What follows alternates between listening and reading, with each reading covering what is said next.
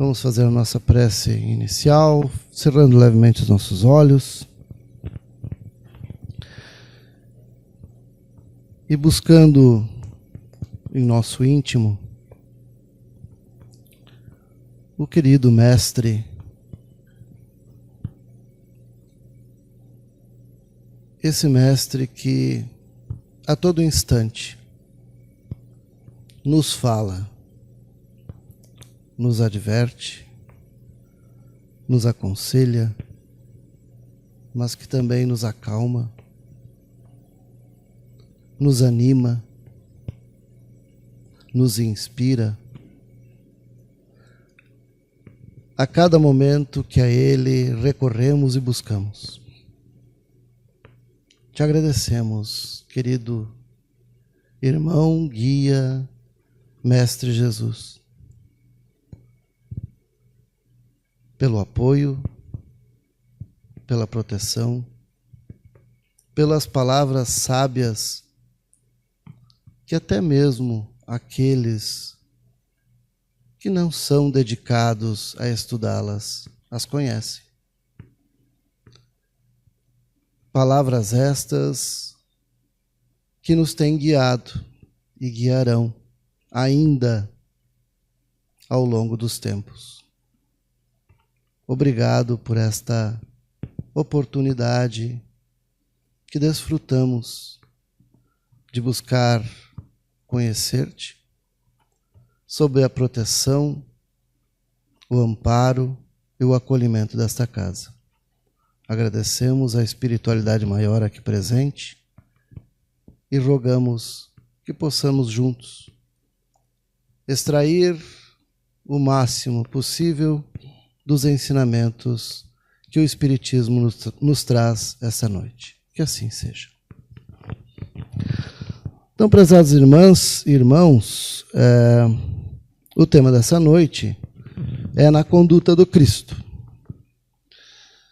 E para ilustrar, eu pensei várias vezes em qual parábola, qual momento, qual situação de Jesus que poderia melhor trazer para nós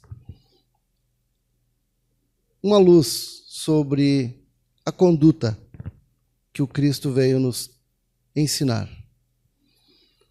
Mas aí me ocorreu que todas elas estavam contidas, e assim o Mestre asseverou, em um único momento e dispersas em 3 mandamentos maiores. Então tem uma situação em que chegou um escriba, e isso está narrado no livro Parábolas e Ensinos de Jesus, de Cairbar e Schutel. Esse livro, a primeira edição dele foi feita em 1928, em janeiro de 1928, 10 anos antes do desencarne de Cairbar Schutel. Então ele nos fala que chegou um escriba e, tendo ouvido a discussão e vendo que Jesus lhes havia respondido bem, fez-lhe esta pergunta: qual é o primeiro de todos os mandamentos? Respondeu Jesus: o primeiro é: ouve, ó Israel, o Senhor é nosso Deus, o Senhor é um só. E amarás o teu Senhor, teu Deus, de todo o teu coração, de toda a tua alma, de todo o teu entendimento e de toda a tua força. O segundo é: amarás o teu próximo como a ti mesmo. Não há outro mandamento maior que estes. Disse-lhe o escriba: na verdade, mestre, disseste bem que ele é um, e não há outro senão ele, e que o amá-lo de todo o coração, de todo o entendimento e de toda a força, e amar ao próximo como a si mesmo, excede a todos os holocaustos e sacrifícios.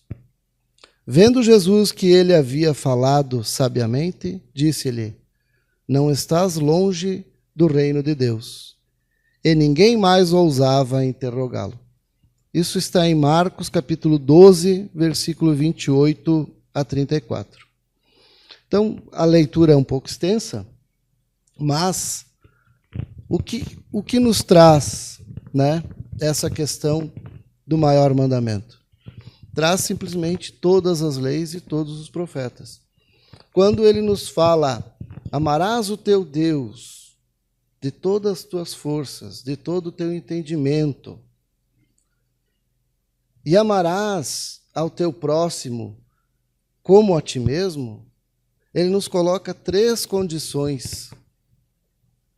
A nossa condição primeira para com Deus, para com o próximo e para conosco mesmo.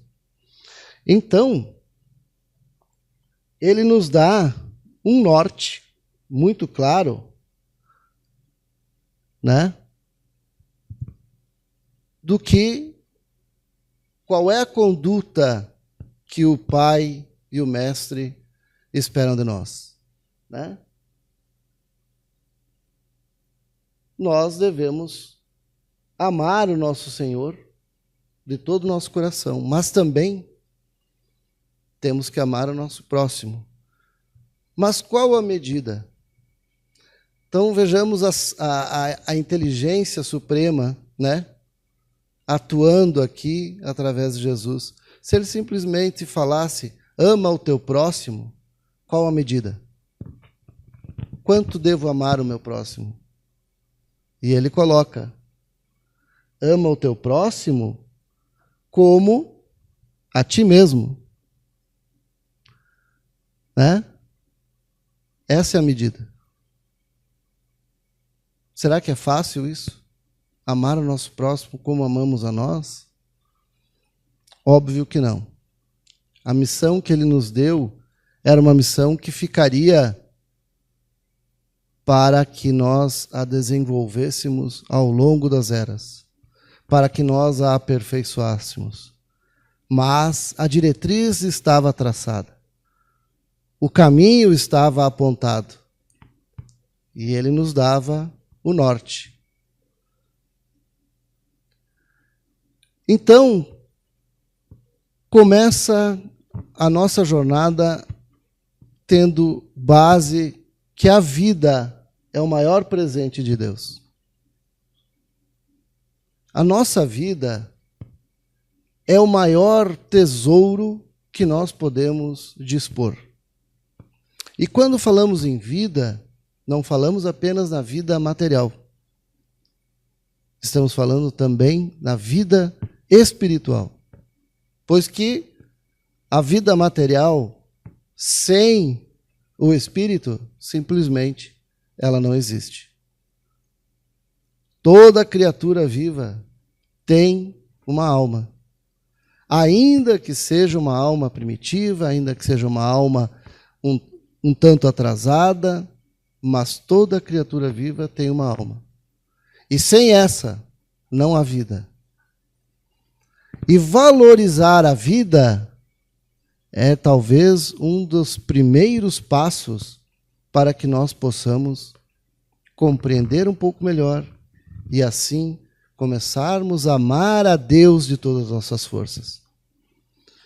Porque se é difícil amar o nosso próximo como a nós mesmos, como então amar a Deus com toda a nossa força, sendo algo intangível, sendo algo que nós não conseguimos tocar, não conseguimos sequer conceber a magnitude de Deus, sendo Ele a inteligência suprema, existindo antes de tudo no universo, estando em todos os lugares, sabendo de tudo o que acontece, sendo a inteligência máxima do universo. Isso é tão grande que se nós falássemos da galáxia que nós vivemos, Se nós falássemos do nosso sistema solar, já seria difícil para nós conceber. Se nós tivéssemos essa dimensão, que Deus seria a inteligência suprema do sistema solar, já seria muita coisa. Então, nós entendermos que esse Deus é a inteligência suprema do universo e que antes do universo existir, ele já existia porque foi ele que criou. Então, foge demais da nossa capacidade de compreensão no estágio que nós nos encontramos. Mas, se nós pensarmos nele como o doador da vida, se nós pensarmos nele como o criador de toda a vida, já fica mais próximo. E nós precisamos valorizar a vida. Será que valorizamos a vida? Será que nós damos a vida em todas as suas dimensões? Em todas as suas manifestações? Será que damos o valor que ela merece? Quando falamos em valorizar a vida em todas as suas manifestações, estamos falando em todos os seres. Nos rios, porque o rio é vida, o mar é vida, o ar é vida. E o que nós estamos fazendo com a vida? Como nós estamos tratando a vida? Com que respeito nós estamos tratando a vida? Se nós poluímos o ar, nós poluímos as águas, nós exterminamos os animais, nós envenenamos o meio ambiente das mais variadas formas. Então nós temos que começar a entender que é preciso nós olharmos a vida de uma forma diferente. Porque é o que exige o progresso ao qual o planeta está se encaminhando. Esse progresso que o planeta está exigindo de nós passa primeiramente pela valorização da vida. E é o que nós estamos vendo agora, né? A vida sendo menosprezada e a natureza nos devolvendo o quê? Desequilíbrio. Por quê? Porque não é vontade de Deus. Isso não é criado por Deus. Isso é simplesmente a lei de Deus em atuação, nos dando aquilo que nós, em algum momento, oferecemos. Então, é a vida nos devolvendo. Então, se eu quero paz, eu preciso buscar a paz. Se eu quero vida, eu preciso colaborar com a vida. E nós estamos oferecendo para o meio ambiente desequilíbrio. O meio ambiente nos devolve desequilíbrio. E isso, todos nós, habitantes desse planeta, em maior e menor grau, em algum momento, nós todos estamos colaborando para isso. Porque todos nós somos consumidores, todos nós somos poluidores, todos nós estamos, de alguma forma, contribuindo. Não adianta a gente pensar somente nas grandes indústrias, nas grandes petroleiras. Todo esse sistema ele só existe para nos fornecer as coisas que nós estamos solicitando de volta. Se eu quero uma televisão, tem que ter alguém que construa a televisão. Se eu quero um carro, vai ter que ter alguém que construa o carro. Então, nós temos que repensar a nossa contribuição e qual a nossa relação com a vida. E a nossa vida. Olhando para nós agora. Como ser vivo. Jesus nos coloca bem claro, ama teu próximo como a ti mesmo. A nossa vida orgânica, a nossa vida espiritual, como é que nós estamos tratando isso? Quais os desregramentos aos quais nós estamos nos permitindo? Quais os vícios prejudiciais aos quais nós estamos nos enveredando? Nós dormimos bem? Nós comemos de forma equilibrada? Nós descansamos de forma equilibrada? Nós trabalhamos de forma equilibrada? Nós pensamos ou buscamos pensar de forma equilibrada? Quais os desequilíbrios aos quais nós estamos nos permitindo? E aí nos perguntar, eu estou me amando? Eu estou me respeitando?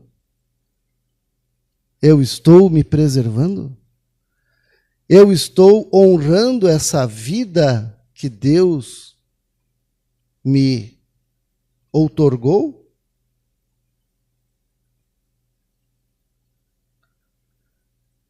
Então, depois da vida, nós temos o tempo. E é a coisa mais democrática que existe. Qualquer lugar do planeta que nós fomos, e já falo do planeta porque fora do planeta há relatividade do tempo. Mas aqui onde estamos vivendo nesse momento, planeta Terra, em qualquer lugar que nós formos, existe uma contagem diária de tempo, 24 horas, para todo mundo. Ricos, pobres, brancos, pardos, amarelos, negros. O tempo é o mesmo para todos nós. 24 horas. O tempo, ele pode ser nosso maior aliado ou nosso maior inimigo.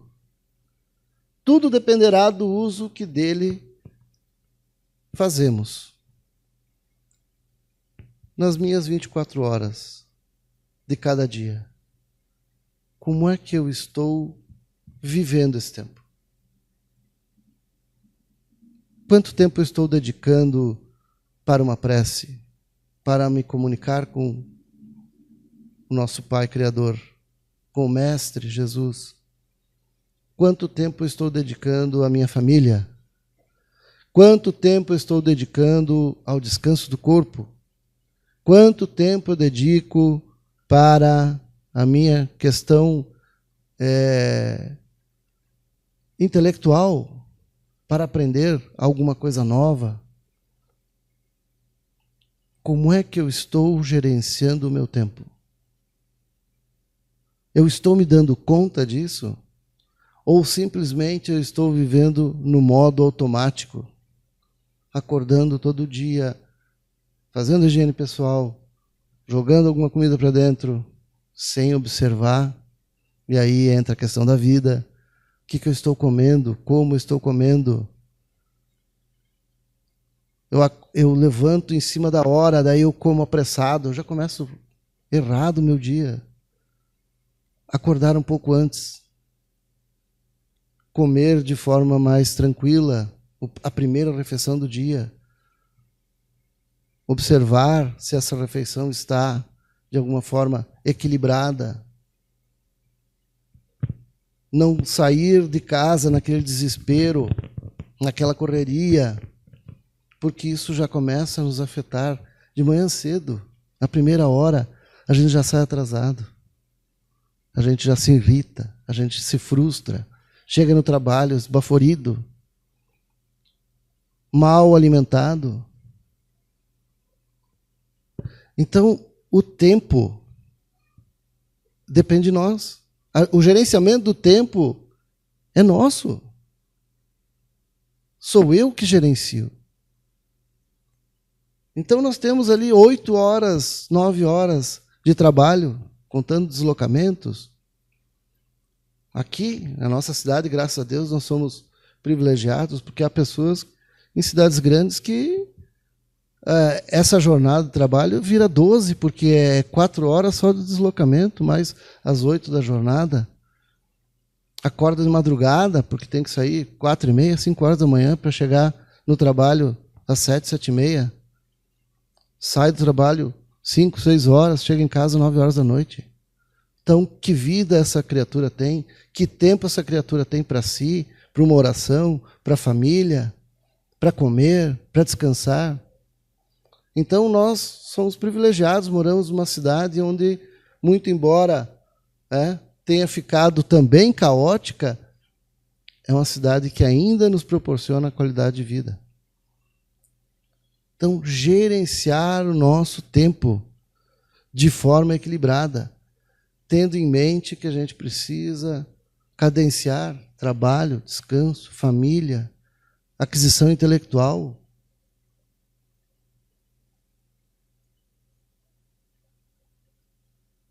Sociedade. Então, nós temos a vida, para que nós possamos existir, quer como espíritos ou como homens, como criaturas encarnadas. Nós temos o tempo, nós temos a sociedade onde nós estamos inseridos. E nós estamos exatamente onde merecemos e necessitamos, nesse momento.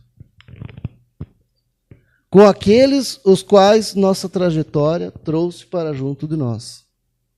Então, é o nosso próximo. Quem é o nosso próximo?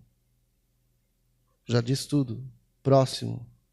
São aqueles que estão em nossa família, o círculo mais próximo.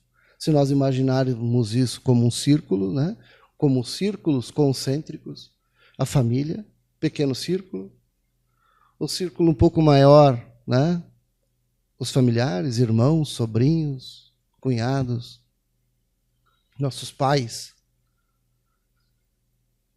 a nossa comunidade profissional é uma sociedade, é uma mini-sociedade, a qual nós convivemos todos os dias. Como está o nosso relacionamento com eles?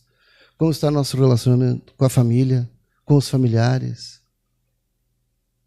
A sociedade onde nós transitamos todo dia. Então, como é que nós tratamos essa sociedade? Com cordialidade? Jogamos lixo para poluir e aí estamos maltratando a sociedade, maltratando a vida? Então, nós temos que sair do automático e começarmos a perceber o mundo que está ao nosso redor, a sermos mais observadores de nós mesmos, não dos outros. O olhar tem que vir para nós. O que eu estou fazendo?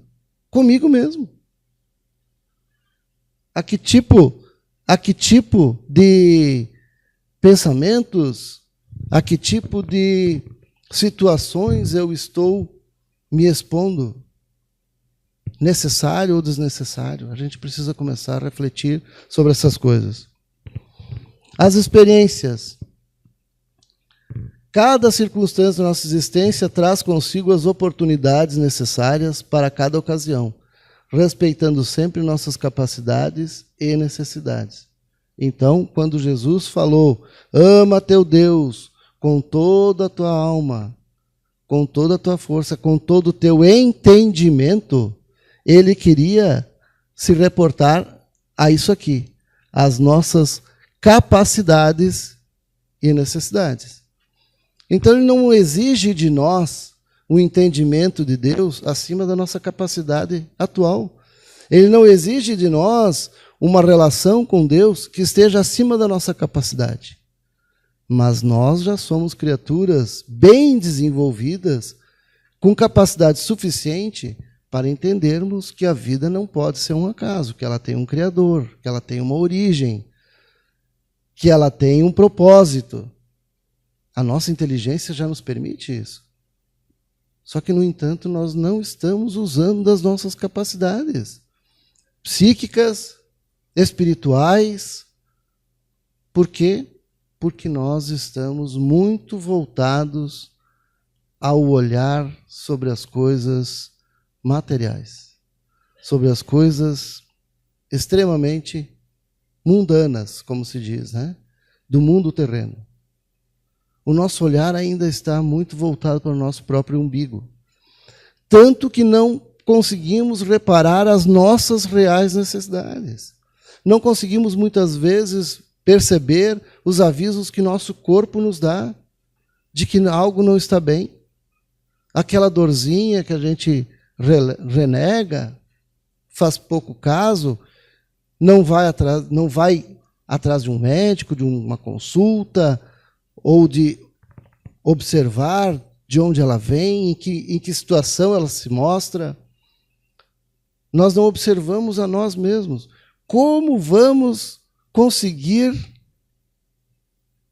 valorizar, auxiliar e amar o nosso próximo?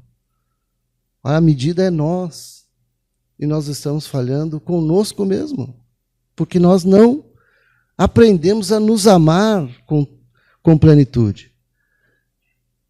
E botamos a culpa, muitas vezes, na nossa sociedade. A gente bota a culpa na sociedade, porque o outro, porque o vizinho, porque o colega de trabalho, porque... Não.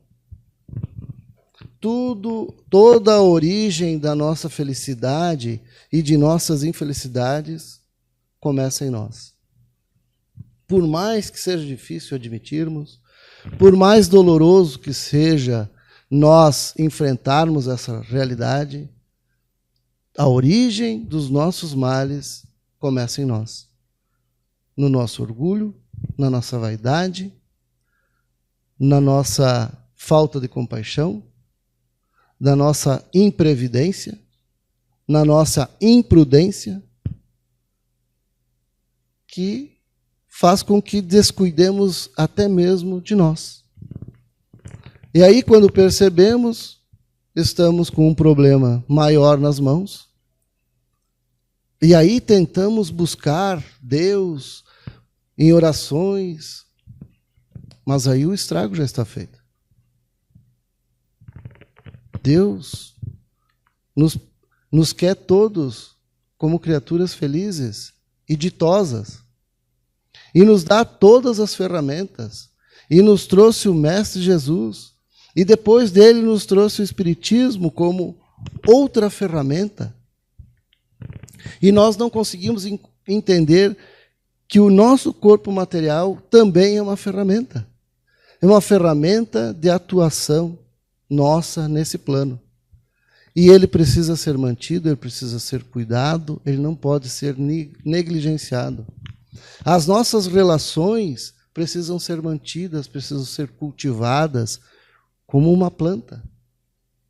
E nós as negligenciamos também. E aí nós dizemos que a sociedade é que está doente. Que a sociedade, que os dias atuais, não é nada disso. Somos nós que criamos em torno de nós uma psicosfera. Criamos em torno de nós um mundo caótico, onde nós não nos alimentamos direito, onde nós não damos atenção para o nosso corpo, onde nós não descansamos, onde nós trabalhamos demais, onde nós não dormimos bem, onde nós não dedicamos o nosso tempo, um tempo para fazer uma prece, para conversar com Deus, para nos examinar, para examinar o nosso dia, para ver onde falhamos, para corrigir as nossas imperfeições. É fácil? Não é. É muito difícil nós mudarmos a nossa postura diante da vida. É muito difícil nós mudarmos os nossos valores. Mas não é impossível. E se nós tivermos força de vontade, nós buscarmos e empreender o primeiro passo, empreender esforço nessa direção, a espiritualidade não nos deixará desamparados. A vontade do Pai sempre estará atuando no sentido de nos impelir no caminho da felicidade, no caminho da evolução. Então, a conduta do Cristo a ser seguida é essa. Ama teu Deus acima de todas as tuas forças, de todas as coisas materiais, com todo o teu entendimento, e ama o teu próximo como a ti mesmo. Então, se temos algo, um caminho por onde começar, é olhar para nós mesmos. Como nós estamos nos tratando.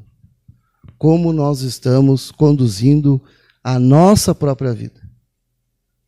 Quem sabe o caminho, o primeiro passo esteja aí, consertando em nós, amando a nós mesmos, pois que essa é a medida do amor que o Pai nos colocou nesse planeta. Então, irmãos, agradecemos a atenção de todos. Convidamos os nossos irmãos médiuns para darmos o passe.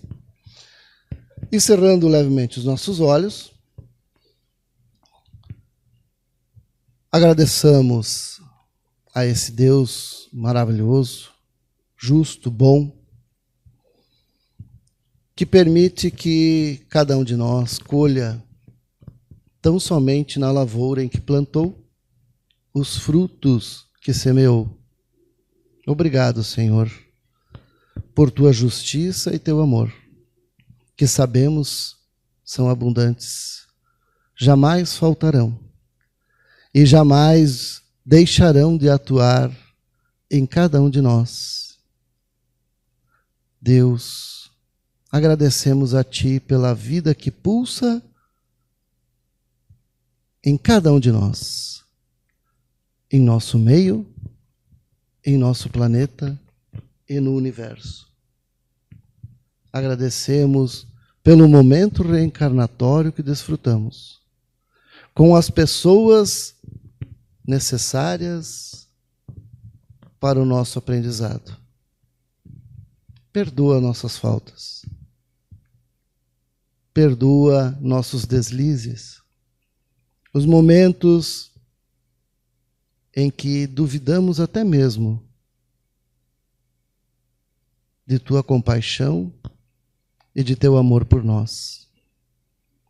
Permita, Senhor, que a cada dia mais possamos cultivar em nossos corações e nossas mentes o amor por nós, o respeito pela vida que nos deste, o amor e respeito pelo nosso próximo. E, acima de tudo,